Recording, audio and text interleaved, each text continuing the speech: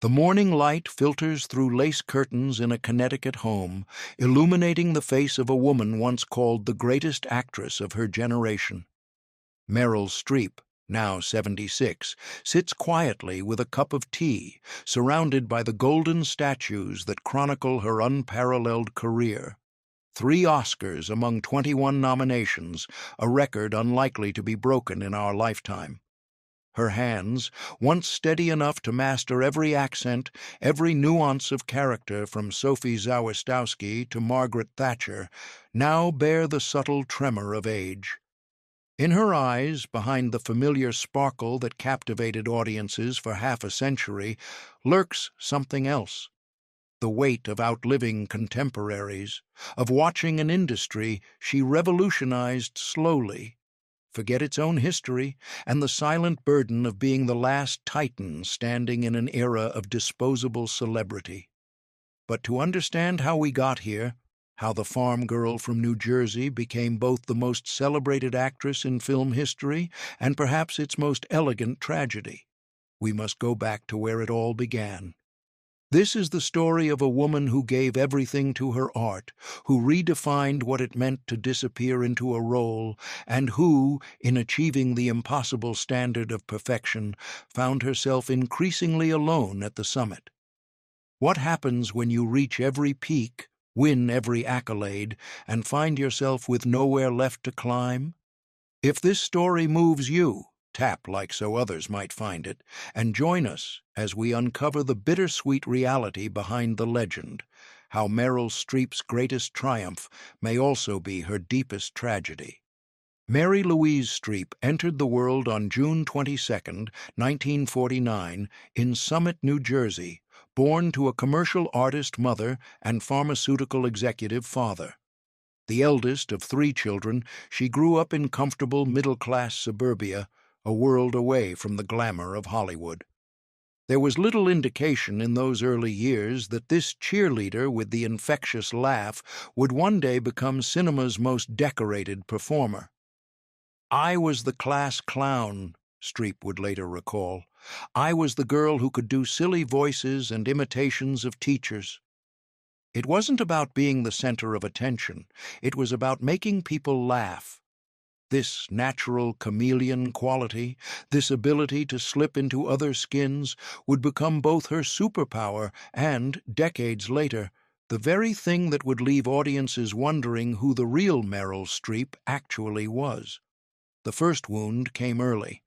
As a teenager at Bernardsville High School, the naturally beautiful Mary Louise discovered the brutal mathematics of teenage social hierarchy.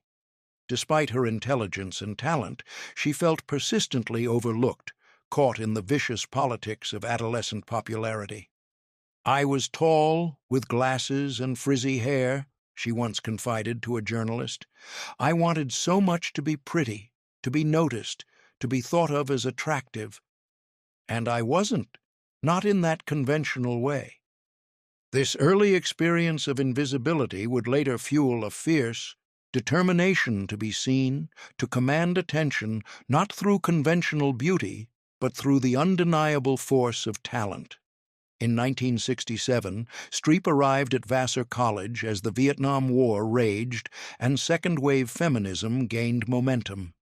The sheltered suburban girl encountered a world in flux. Here, in this crucible of intellectual ferment, Mary Louise began to shed her skin. She dyed her hair blonde. She dropped her first name, becoming simply Meryl. And she discovered the stage. It was during a production of Miss Julie that a visiting director first spotted what would become the Streep phenomenon. "She wasn't acting," he would later say. "She was possessed. I couldn't tell where the character ended and she began." This gift, this ability to dissolve the boundaries between self and other, came at a price. While her peers formed lifelong identities and convictions during these formative college years, Meryl was learning to empty herself, to become a vessel for other souls. The foundation for a certain kind of loneliness was being laid, brick by invisible brick. After Vassar, Streep attended the Yale School of Drama, where her talent both dazzled and intimidated. "We all knew she was different," a classmate later recalled. "There was no ego, no stardom, just this ferocious work ethic and an almost frightening capacity to transform." In the practice rooms and cramped theaters of New Haven, Streep pushed herself relentlessly, mastering dialects, physical transformations, and emotional excavations that left her classmates in awe. Yet within this early success lurked another wound. A drama professor reportedly told the young Streep she would never be a great beauty, suggesting she focus on character roles. The comment stung, but Streep metabolized the slight into motivation. "I decided then that I would have to rely on other things," she later said, a statement both triumphant and tinged with the quiet pain of early rejection. In 1976, fresh from Yale, Streep suffered a devastating personal loss that would forever alter her approach to her craft. Her boyfriend, actor John Cazale, known for his role as Fredo in The Godfather, was diagnosed with terminal bone cancer. For months, Streep suspended her burgeoning career to care for him, watching helplessly as the disease consumed the man she loved. When Cazale died in March 1978, something fundamental shifted in the 29-year-old actress. Grief became her teacher, loss her initiation. "After John died, I learned what it meant to transform pain into art," she would later reflect. "I learned that the only way through unbearable feeling was straight through the center of it." This hard-won wisdom would inform every role she would subsequently inhabit, from the Holocaust survivor in Sophie's Choice to the abandoned wife in Kramer versus Kramer. But it also established a pattern: the sublimation of personal identity into artistic expression, the channeling of private pain into public performance. As the 1970s drew to a close, Meryl Streep stood on the threshold of unprecedented success, but the scaffolding of her future tragedy was already in place. The girl who disappeared into roles, the woman who channeled grief into art, the artist whose very brilliance would eventually isolate her on a lonely pinnacle of achievement. When Kramer versus Kramer premiered in December 1979, American audiences witnessed something they'd never seen before: a supporting performance so nuanced, so psychologically complex, that it threatened to overtake the film's main narrative. As Joanna Kramer, the wife who abandons her family only to return and fight for custody of her son, Streep brought a revolutionary compassion to what could have been a villainous role. The film dominated the box office, grossing over $106 million domestically, and when Streep won her first Academy Award in April 1980, Hollywood recognized that a new kind of actress had arrived, one who refused to simplify female experience for male convenience. Yet behind this triumph lay conflict. Director Robert Benton had initially written Joanna as a more straightforwardly selfish character. Streep, drawing on her understanding of feminist awakening, fought to reshape the role. "I wanted to play a woman who wasn't simply bad for leaving or good for coming back," she later explained. "I wanted to play the ambiguity." This battle, her first of many with directors and screenwriters, established a pattern that would follow her throughout her career: the brilliant disruptor, the woman who knew too much. The contradictions multiplied with 1982's Sophie's Choice. As Sophie Zawistowski, a Polish Catholic survivor of Auschwitz, haunted by an impossible moral decision, Streep delivered what many consider the greatest single performance in American film history. The role required her to speak English with a Polish accent, speak German with a Polish accent, and speak fluent Polish, a linguistic triathlon that left even native speakers amazed. The performance won Streep her first Best Actress Oscar and cemented her reputation as an actress of unprecedented technical skill. But the cost was substantial. To prepare, Streep immersed herself in Holocaust literature, visited concentration camps, lost weight to achieve Sophie's haunted look, and lived for months with the psychological burden of the character's trauma. "I couldn't sleep," she admitted years later. "Sophie's nightmares became my nightmares." When filming ended, Streep struggled to shed the character's skin, experiencing what would now be recognized as a form of secondary trauma. This pattern, total immersion followed by difficult decompression, would become the rhythm of Streep's creative life. With each role, she dove deeper, stayed longer, brought back more. And with each return to herself, the boundaries between Meryl and her characters grew more porous, more ambiguous. The 1980s saw Streep's star ascend to unprecedented heights. Silkwood, 1983, Out of Africa, 1985, Ironweed, 1987, and A Cry in the Dark, 1988, showcased her range, from nuclear whistleblower to colonial coffee farmer, from Depression-era vagrant to grieving Australian mother accused of infanticide. Each role brought fresh technical challenges, new accents, new physicalities, new emotional terrains, and each received critical acclaim, with Oscar nominations becoming an annual expectation. But then came the whispers, the first signs of the industry's complicated relationship with her brilliance. "Too technical," some critics murmured. "All head, no heart." The Ice Queen. These criticisms, often gendered in ways criticisms of male actors were not, suggested that Streep's very perfection had become suspect, that her mastery had somehow rendered her less authentic rather than more so. In a pivotal 1989 interview, Streep addressed this paradox with characteristic insight. "When a man gives a detailed, technically perfect performance, he's a genius. When a woman does it, she's cold and calculating. I've never understood why emotional authenticity is supposed to be at odds with technical skill." Behind the scenes, another cost was accumulating. While Streep had found personal happiness in her 1978 marriage to sculptor Don Gummer, with whom she would raise 4 children, the demands of her immersive process created inevitable tensions. Film locations separated her from her family for months. The emotional toll of inhabiting traumatized characters followed her home. And the public's insatiable curiosity about the real Meryl Streep forced her to build ever higher walls around her private life. "I've given parts of myself to every role that I'll never get back," she confessed in a rare moment of vulnerability. "There are places inside me that belong to Sophie, to Karen Silkwood, to Lindy Chamberlain. Sometimes I wonder how much of me is left for myself, for my family." As the 1990s dawned, Streep faced the next contradiction of her career. The most decorated actress in Hollywood history was running out of roles worthy of her talent.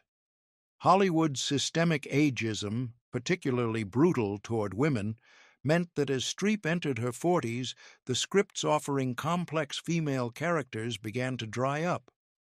"It's a strange thing," she observed in 1991. "The more you prove yourself capable of doing, the less opportunity you have to do it. I was told very clearly that after 40 I could expect to play witches and hags." This prophecy seemed fulfilled when she was offered 3 different witch roles in a single year. But then came an unexpected turn. For the first time in her career, Streep pivoted toward comedy with 1992's Death Becomes Her, a dark satire about aging and vanity in Hollywood. Though the film received mixed reviews, it revealed a new side of Streep, playful, self-aware, willing to satirize the very industry that both worshipped and constrained her. This pivot would eventually lead to a career renaissance, but not before Streep weathered the most difficult professional period of her life. From 1995 to 1998, she appeared in a series of films that failed to connect with audiences or critics. The Bridges of Madison County, though financially successful, was dismissed by many as middle-brow sentimentality. Before and After and Marvin's Room came and went with little notice. For an actress accustomed to defining excellence, this stretch of mediocrity cut deep. I began to wonder if I'd lost something, some essential connection to the work, she later admitted. When you've been told you're the best for so long, who are you when those accolades stop coming? As the millennium turned, Streep stood at a crossroads. The greatest actress of her generation was now 50, an age when Hollywood historically put actresses out to pasture. The parts that had once seemed written for her were now going to younger women. The industry she had revolutionized seemed to have evolved beyond her, and the technical brilliance that had once set her apart now seemed to some like an artifact from another era of filmmaking. What happens to perfection when the world no longer has a place for it? This question would define the next chapter of Streep's extraordinary journey. December 2002. The New York Film Critics Circle gathers for its annual awards ceremony, where Streep is being honored for her supporting role in Adaptation. As she takes the podium, something unexpected happens. Rather than delivering the customary gracious acceptance, Streep launches into an uncharacteristically raw address about the state of cinema and her place within it. "I've been doing this for 25 years, she tells the stunned room, "and I find myself wondering if what I do still matters. We're in an industry increasingly driven by computer effects and corporate decisions. The human-scale stories I've built my career on are becoming endangered species." The speech continues, touching on Hollywood's treatment of aging actresses, the dearth of complex female characters, and the commodification of art. Some in attendance later describe it as brutally honest, others as uncomfortable. For the notoriously private Streep, it represents an unprecedented public removal of her mask. 2 days later, the New York Times runs a profile with the headline, "Has Hollywood Left Meryl Streep Behind?" The piece questions whether the actress's meticulous approach has become outdated in an era of blockbusters and branding. It cites unnamed sources describing Streep as increasingly isolated from younger Hollywood, and it speculates about whether her recent turn to smaller independent films represents a choice or a necessity. The article hits Streep hard. For decades, she has channeled her thoughts and feelings through characters, keeping her private self carefully guarded. Now, approaching her mid-50s, she finds herself the subject of a narrative she didn't create and cannot control. The story of the once great star in decline, the perfectionist left behind by a changing world. In a moment of rare public vulnerability, Streep addresses the profile in a Charlie Rose interview. "There's this idea that if you're not doing Marvel movies or winning Oscars every year, you must be finished. But what about the space in between? What about the quieter work, the less flashy roles? Isn't there value there too?" The question hangs in the air, unanswered. For Streep, it marks a moment of reckoning, with aging, with relevance, with her own towering legacy. After 3 decades as the gold standard of acting, she now faces the most challenging role of her career. Herself, a 54-year-old woman in an industry with little use for women over 30. This fracture between Streep's self-conception and the industry's perception of her, between her artistic values and Hollywood's commercial imperatives, creates a wound deeper than any criticism.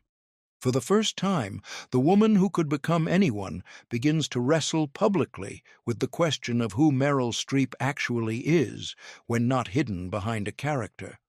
The years following Streep's public reckoning unfolded with a particular cruelty.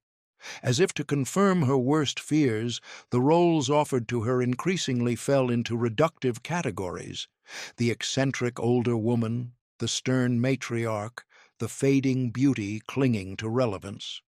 Hollywood, it seemed, had decided what a Meryl Streep performance should look like, regardless of how Streep herself might wish to evolve. In private, according to those in her inner circle, Streep experienced periods of profound doubt. There were days when she questioned everything, recalls a longtime collaborator who requested anonymity. Not just her place in the industry, but the value of the work itself. When you've given your life to an art form, and that art form begins to suggest it no longer needs what you uniquely bring, that's a special kind of darkness. This darkness manifested in several unmade projects, scripts Streep developed that failed to secure financing, directorial ambitions met with polite deferral, passion projects shelved due to market realities. For an artist accustomed to bringing her creative visions to fruition, these professional dead ends represented a new kind of failure, not of talent or effort, but of an industry's imagination. The personal toll mounted. Though Streep maintained her characteristic privacy, those close to her noticed signs of strain. Her legendary focus occasionally faltered. The joy that had always animated her approach to character, the almost childlike delight in transformation, seemed dimmed.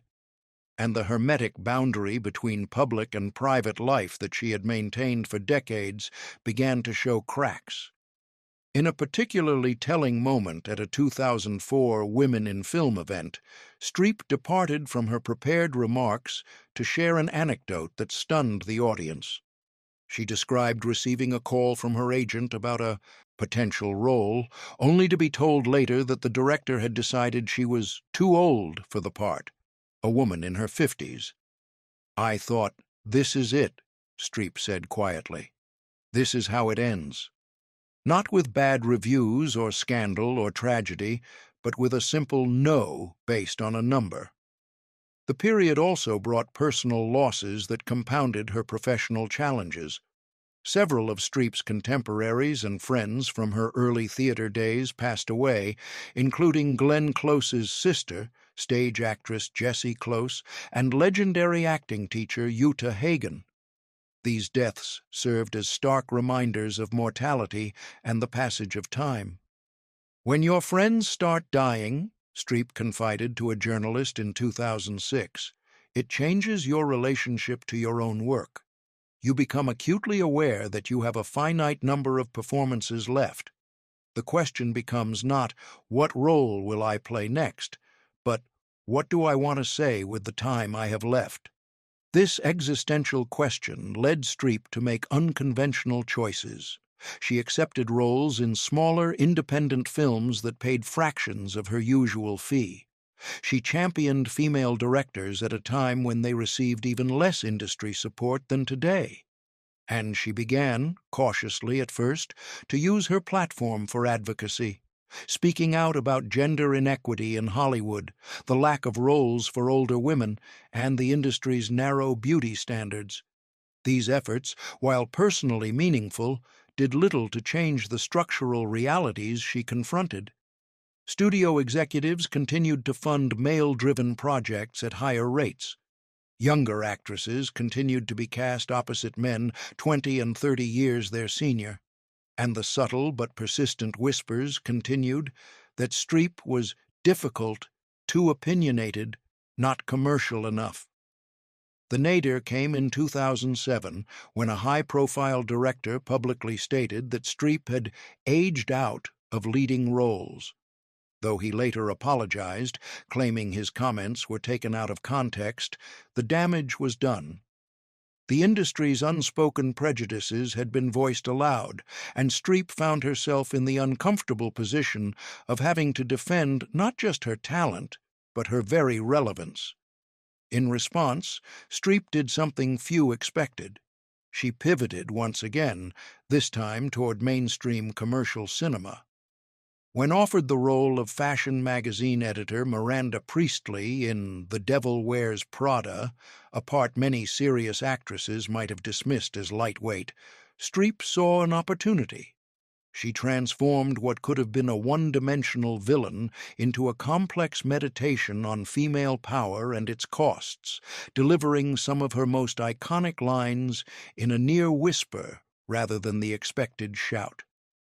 The film grossed $326 million worldwide and introduced Streep to a new generation of viewers. Suddenly, at 57, she found herself in the unexpected position of box office draw.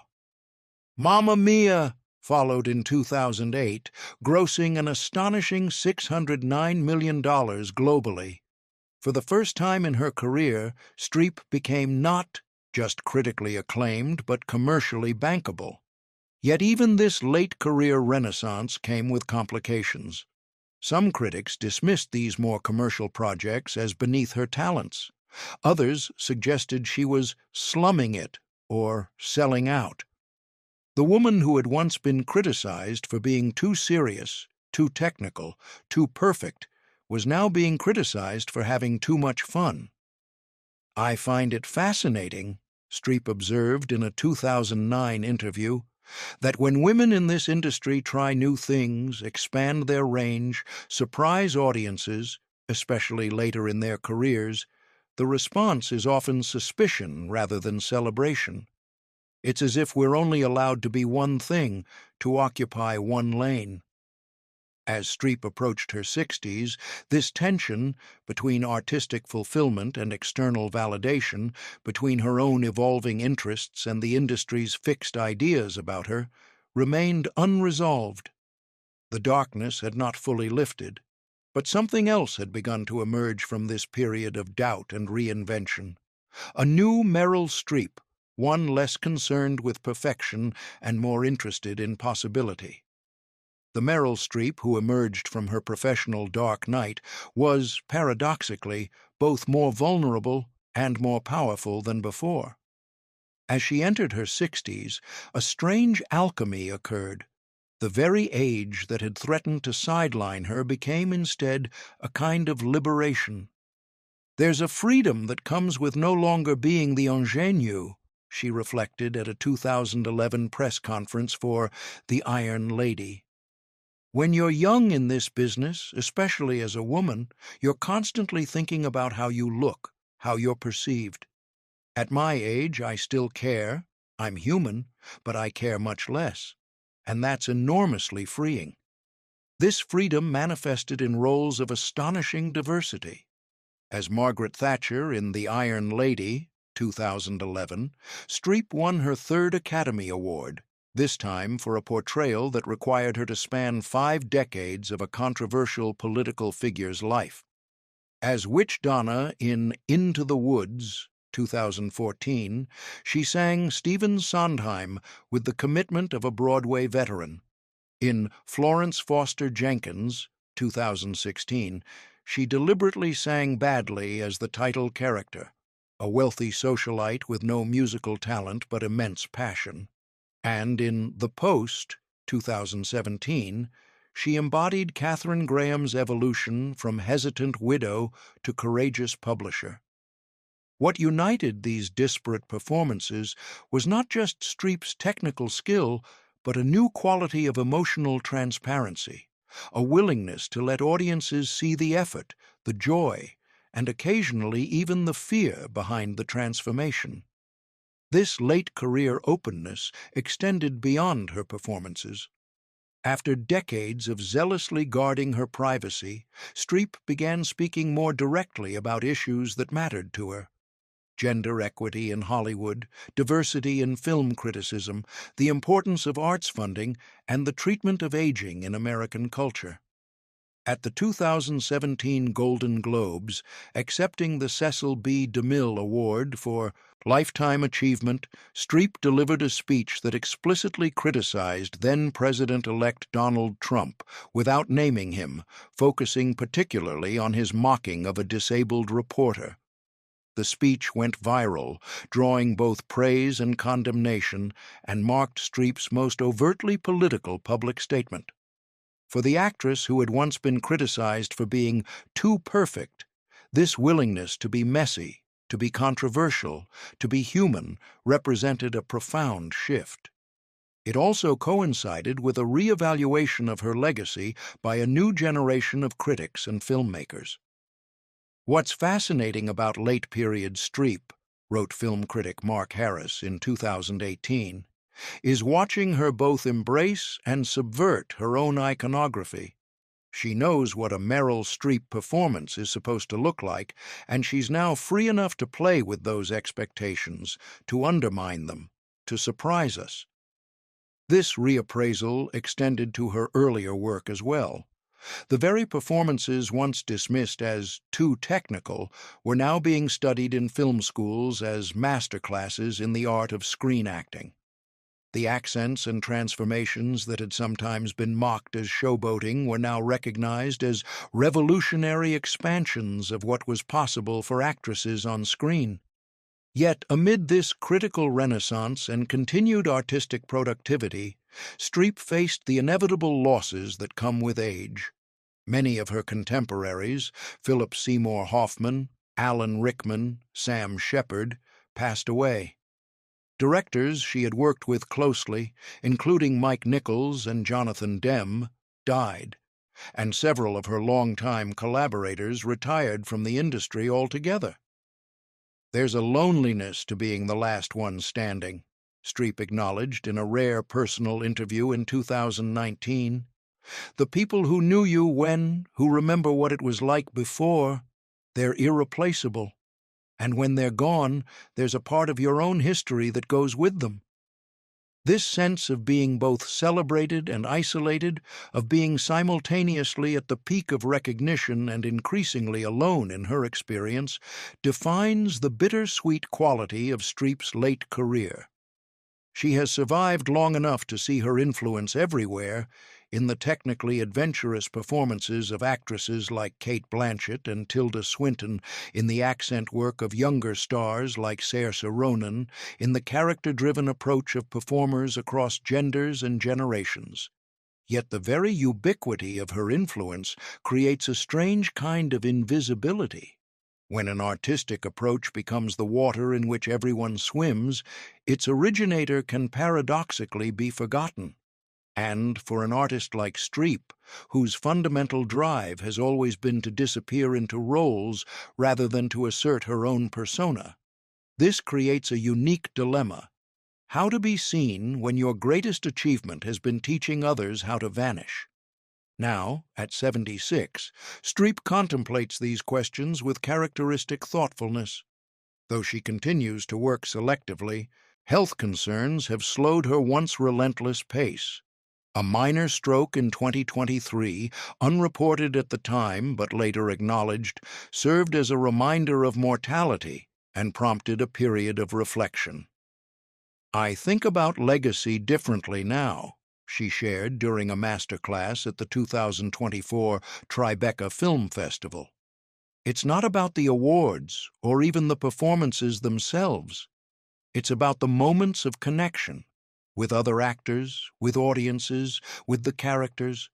Those moments when something true was communicated through this strange, artificial medium we call film. That's what lasts. What remains is a body of work unparalleled in American cinema.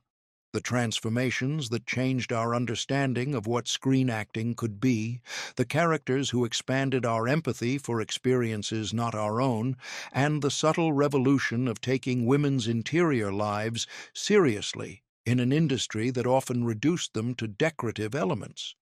What also remains is the woman herself, not just the actress with the record 21 Academy Award nominations, but the human being who has navigated the treacherous waters of fame, aging, and artistic identity with grace and increasing candor. The tragedy, perhaps, is not that Meryl Streep has fallen from greatness, but that even at the summit of achievement, the view can be solitary, the air thin, the path forward uncertain. The sunlight shifts in the Connecticut home, afternoon shadows lengthening across awards that chronicle a half-century of artistic excellence. Meryl Streep closes the script she's been reading. A rare director has sent her a role worthy of her talents, a character as complex and contradictory as the woman who might play her. She sets it aside, neither accepting nor declining yet, and gazes out at the garden she's tended for decades, where every plant has a history, a meaning, a place in the larger design. What does it mean to have given everything to an art form, to have changed it irrevocably through the force of your talent and will? To have become, simultaneously, an institution and an individual, a standard and a human being? These are the questions that occupy Streep now, in the quiet moments between performances, in the reflective space of a life extraordinarily lived. If this exploration of artistic legacy and the complex relationship between gift and sacrifice has moved you, please tap like so others might discover it too. And I'm curious, which moment in Meryl Streep's journey resonates most deeply with you? The early transformations that announced a revolutionary talent, the mid-career struggles against an industry's limitations, or this final chapter of reckonings and meanings? Perhaps the true measure of Streep's impact isn't found in the gold statues or box office receipts, but in the way she taught us to look more carefully, to listen more attentively, to recognize that behind every face, even the most familiar, lies a universe of untold stories waiting for someone brave enough to tell them.